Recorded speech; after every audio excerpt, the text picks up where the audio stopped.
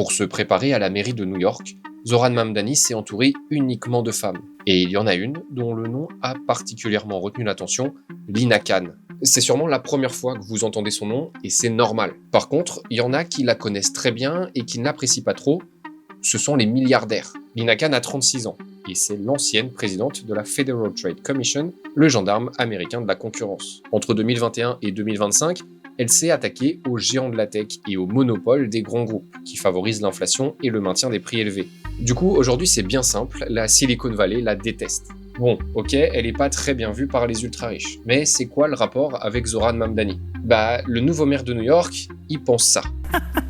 I don't think that we should have billionaires because frankly it is so much money in a moment of such inequality. Zoran Mamdani a fait campagne sur le coût de la vie.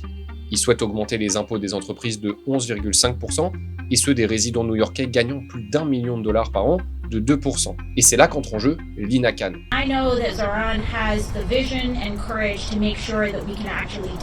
Lina Khan n'a pas peur de se brouiller avec les plus riches et sa présence dans l'équipe de Zoran Mamdani apporte une réponse aux critiques sur le manque d'expérience du nouveau maire. Avec son CV, elle pourrait tenir tête à Airbnb ou au service de livraison de nourriture DoorDash qui voit d'un mauvais œil l'arrivée à la mairie de Zoran Mamdani et qui ont d'ailleurs financé la campagne de son adversaire Andrew Cuomo. Bon, on n'en est pas encore là, puisque dans un premier temps, Lina Khan sera chargée de la transition en matière de politique économique. Mais si ce genre de sujet t'intéresse, j'en poste régulièrement, alors n'hésite pas à t'abonner.